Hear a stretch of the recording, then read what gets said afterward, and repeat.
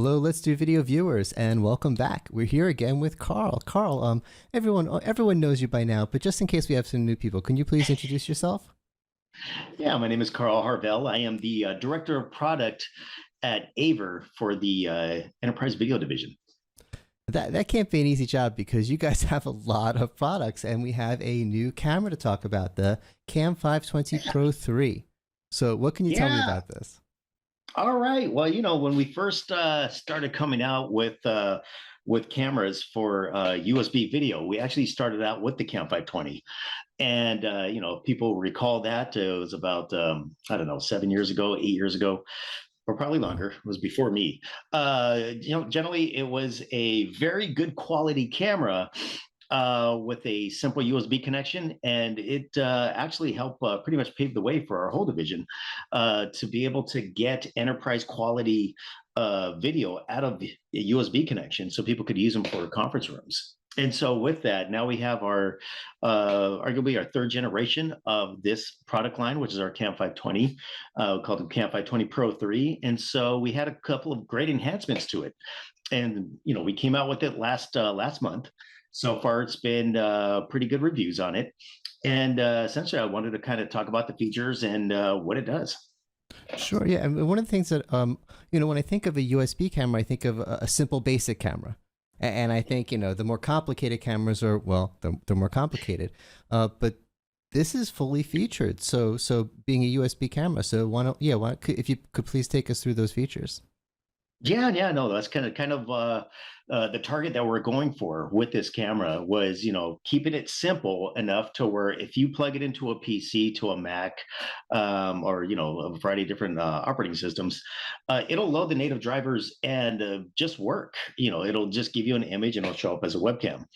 But if you wanted to go more into the features, and yeah, if you don't mind, David, can you scroll down a little bit on that back presentation part? Because if you look at the back of it, there are some pretty good connectivity options from a physical perspective. So, Oh, if you wanted to plug this in to a conference room, you would have the option to be able to use USB RS-232 connectivity, physical for like restaurant controllers or something of that nature. But then there's also an HDMI out port on the back that we put, so people could use that for either video switchers or separate conference monitors. Then we also have the Ethernet connection for not only management. So if you wanted to, you could bring in the IP address of this unit through a web browser and get access to all the features and functionalities. But it'll also handle real-time streaming protocol out of it. But you could also power the unit too with PoE Plus. So we kind nice. of still kept the back connectivity fairly simple in the sense of with the USB, but we also added HDMI and the PoE Plus. But this camera in itself, what we did is we brought up the sensor in it to a very high quality sensor, and so the actual lens of it as well gets up to almost to a 4K quality. It's an Ultra HD type of resolution matrix for it. But essentially what it does is that we increase the system on a chip with it. So the processing power on this one is pretty high. So this is still marked as our entry-level camera. The CAM520 Pro 2 had a great run, but there's a couple of things that we noticed that people are wanting nowadays out of cameras. One is they want a really sharp image quality so Mm. you could actually manipulate the image. And a lot of people are really getting into meeting equity in the sense of they want to be able to get people framed up like the way we are right now at this conference room table for the conference room. And so But you with mean this people aren't camera, happy with this view? We can't just put a I camera do. all the way at the back and, hello, remote Yeah, participants, take us exactly. seriously Yeah, all I'm the a way single back here. participant in this conference room, and this is how I'm going to keep the camera the whole time.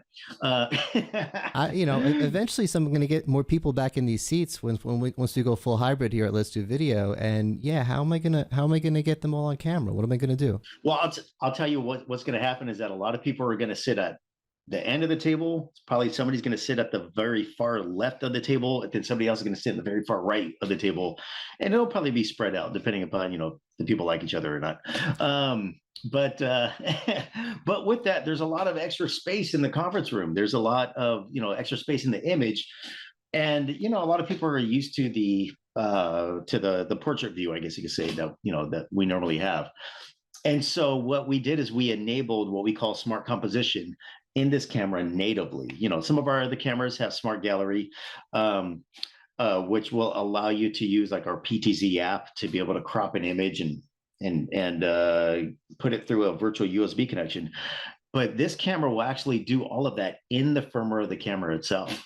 So to kind of give you a little example, here's I think it shows here's it a here. yeah, that's kind Is of that it? one of the layout views they could potentially get with it. But for the actual full conference room, now you could actually just have the cropped image with it and put that over the USB stream. So no need to be dependent upon the service provider and or other things. It'll just come out through the USB connection. AI on the edge, right? Exactly. Exactly. Nice. Anything else we need to know about it, or?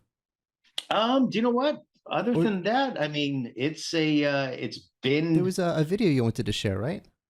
yeah, actually to give a little to give a demonstration of the technologies, kind of one of the promo videos that we have. Unfortunately, I don't have the camera here to show off.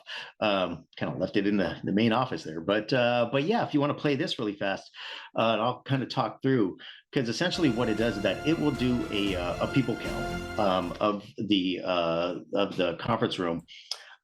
Figure out where the people are, and then it'll crop them up and redisplay it. So that's kind of what it does. It will negate all the other uh, uh, fluff in the conference room display screen to be able to do that. Now, this camera does have other features with it, like the automatic framing, as well as WDR, kind of what you see up there for those weird dynamic lighting scenarios. So again, really powerful camera at entry level price point for it. Nice. Well, we'll put the link in the description below for people who want to learn more. And Carl, always glad to have you here. Thanks so much for being here. All right, thanks, bud. And thanks everyone for watching. Take care, everybody.